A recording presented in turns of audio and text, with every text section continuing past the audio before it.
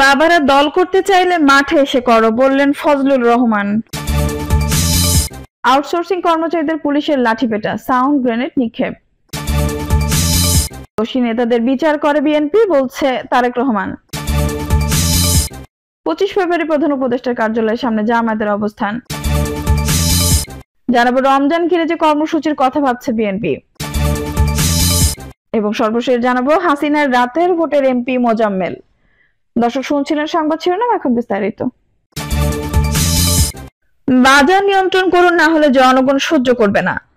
অন্তর্বর্তী সরকারকে উদ্দেশ্য করে বাংলাদেশ বিপ্লবী ওয়ার্কার্স পার্টির সাধারণ সম্পাদক সাইফুল হক বলেছেন, আগে বাজার নিয়ন্ত্রণ করুন, না হলে জনগণ কিন্তু সহ্য করবে না। সাইফুল হক বলেন, এদেশের মানুষ 16 বছর ধরে ভোট দেওয়ার জন্য অপেক্ষা করছে। দেশ একটা অস্থিতিশীল পরিস্থিতির মধ্যে রয়েছে। অন্তর্বর্তী সরকার যদি জাতীয় নির্বাচনের আগে স্থানীয় সরকার নির্বাচনের ব্যবস্থা করে, তাহলে দেশ আরো অস্থিতিশীল হয়ে পড়বে। এক কথায় এটি একটি হঠকারিতা। তিনি বলেন, সরকারকে বলবো, আপনারা প্রতিটা কমিশনকে দায়িত্ব দিন তড়িঘড়ি সংস্কারের রোডম্যাপ দেওয়ার জন্য। আমরা চাই খুব তাড়াতাড়ি জাতীয় নির্বাচন অনুষ্ঠিত হবে। সাইফুল হক আরো বলেন, পতিত ফ্যাসিস্ট শেখ হাসিনা সরকার যেমন দেশ চালাতে ব্যর্থ হয়েছে, ঠিক তেমনি বর্তমান অন্তর্বর্তী সরকারও ব্যর্থ হচ্ছে। আমরা যেই আন্দোলনের মধ্য দিয়ে দেশটা স্বাধীন করেছি, সেই স্বাধীনতা এখন নেই। বর্তমান সরকারকে বলবো, অতি দ্রুত আপনারা নির্বাচন দিন। দেশবাসী 16 বছর ধরে অপেক্ষা করছে একটি জাতীয় নির্বাচনের। আউটসোর্সিং কর্মচারীদের পুলিশের লাঠিপেটা, সাউন্ড গ্রেনেড নিক্ষেপ। চাকরি স্থায়ীকরণের দাবিতে আন্দোলনরত আউটসোর্সিং কর্মচারীদের লাঠিপেটা করে সড়ক থেকে উঠিয়ে দিয়েছে পুলিশ। এ সময় সাউন্ড গ্রেনেড ও জলকামান ব্যবহার করা হয়েছে। এতে কয়েকজন শ্রমিক আহত হয়েছেন। সরেজমিনে দেখা গেছে, শনিবার বিকেল 3টার দিকে সরকারি বিভিন্ন দপ্তরে কর্মরত কয়েকশো আউটসোর্সিং কর্মচারী জড়ো হয়ে চাকরি জাতীয়করণের দাবিতে নানা স্লোগান দিয়ে জাতীয় প্রেস ক্লাবের সামনে সড়ক অবরোধ করেন। এ সময় পল্টন মোড় থেকে জাতীয় ঈদগাহ মোড় পর্যন্ত যানবাহন চলাচল বন্ধ হয়ে যায়। এতে আশেপাশের এলাকায় প্রচন্ড যানজট সৃষ্টি হয়। পুলিশের পক্ষ থেকে আন্দোলনকারীদের সড়ক থেকে উঠে যাওয়ার অনুরোধ করা হলেও তারা কর্ণপাত করেননি। এক পর্যায়ে বিকেল 5:15টার দিকে পুলিশ তাদের লাঠিপেটা করে সড়ক থেকে উঠিয়ে দেয়। এ সময় পুলিশ 5 রাউন্ড সাউন্ড গ্রেনেড নিক্ষেপ করে এবং জল কামান ব্যবহার করে। পুলিশের লাঠিপেটায় কয়েকজন শ্রমিক আহত হয়ে সড়কের পড়ে থাকতে দেখা যায় এবং কয়েকজনকে আটক করে নিয়ে যাওয়া হয়। তবে আটকের বিষয়ে পুলিশের পক্ষ থেকে সাংবাদিকদের তৎক্ষণিক কিছু জানানো হয়নি। কয়েকজন আউটসোর্সিং কর্মচারী যুগান্তরকে বলেন, সারা দেশের সরকারি প্রতিষ্ঠানগুলোতে আউটসোর্সিং ভিত্তিতে হাজার হাজার কর্মচারী নিয়োগ দেওয়া হয়েছে। তাদেরকে নিয়ে ঠিকাদারি প্রতিষ্ঠান ব্যবসা করছে। সরকার টাকা দিচ্ছে, কিন্তু ব্যবসা করছে ঠিকাদার। এতে শ্রমিকদের উপর নানা রকম জুলুম, অত্যাচার ও নির্যাতন চালিয়ে যাচ্ছে ঠিকাদারের লোকজন। তাই সরকারি প্রতিষ্ঠানগুলোতে আউটসোর্সিং প্রথা বন্ধ করে সরকারি নিয়োগ দেওয়ার দাবি জানান তারা। দোষী নেতাকর্মীদের বিচার করে বিএনপি, বলছেন তারেক রহমান।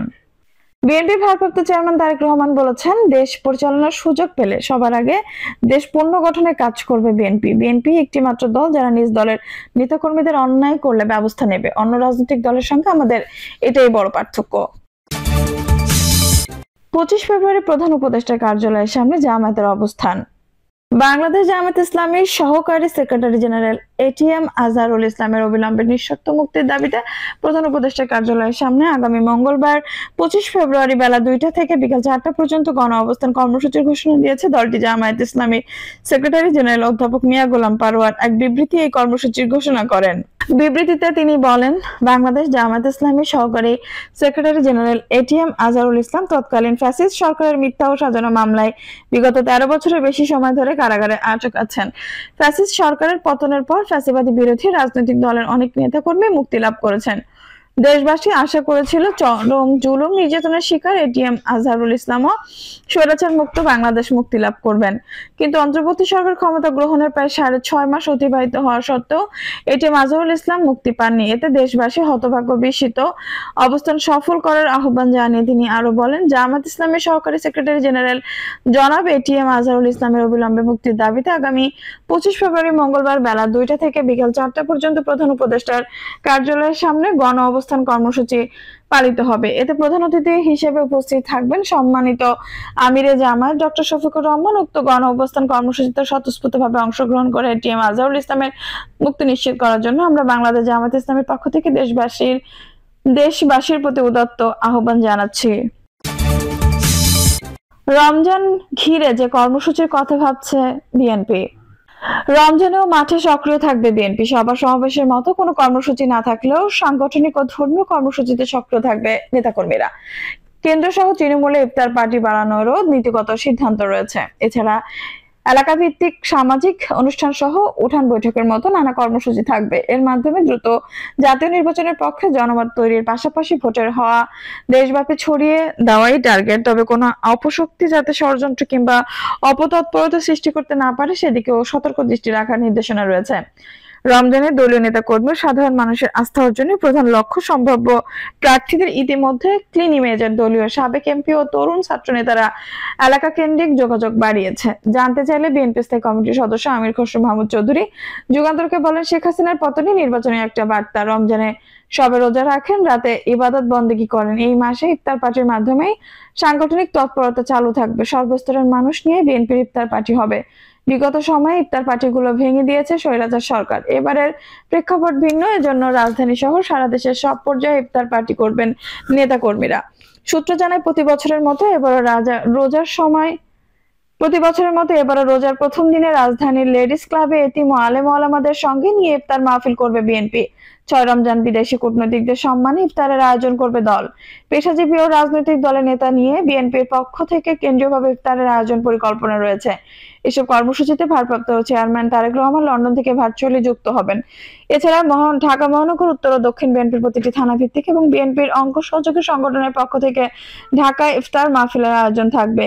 দেশের সাংগঠনিক 10 বিভাগ, জেলা, থানা, ইউনিয়ন ও গ্রাম পর্যায়ে বিএনপি ও অঙ্গ সংগঠনের পক্ষ থেকে ইফতার মাহফিল করবে। অধিকাংশ ইফতার মাহফিলে বিএনপির ভারপ্রাপ্ত চেয়ারম্যান ভার্চুয়ালি যুক্ত থাকবেন এবং দলের মহাসচিব সহ কেন্দ্রীয় নেতারাও অংশ নেবেন। এদিকে রমজানের আগে দলের বর্ধিত সভার আয়োজন করছে বিএনপি। কেন্দ্রীয় থেকে তৃণমূল নেতাদের কথা শুনবেন ভারপ্রাপ্ত চেয়ারম্যান তারেক রহমান। এর পরিপ্রেক্ষিতে রমজানে বিএনপির সাংগঠনিক তৎপরতা, সম্ভাব্য প্রার্থীদের করণীয় বিষয়গুলো উঠে আসবে বলেও মনে করেছেন দলটির কেন্দ্রীয় নেতারা।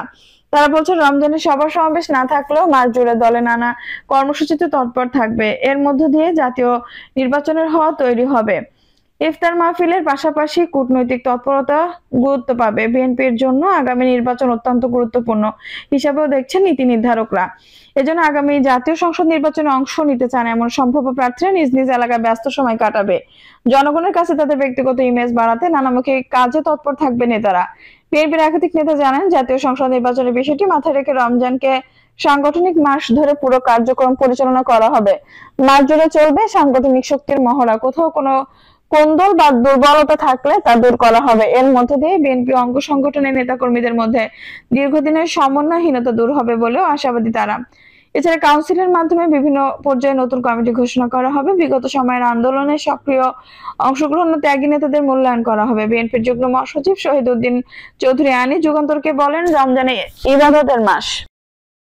দর্শক, এই ছিল এখনকার সর্বশেষ সংবাদ। নিউজটি ভালো লাগলে অবশ্যই একটা লাইক দিন, কমেন্টে আপনার মূল্যবান মতামত জানান। সবসময় আমাদের পাশে থাকতে সাবস্ক্রাইব করে বেল বাটনটি অন করে রাখুন। ধন্যবাদ।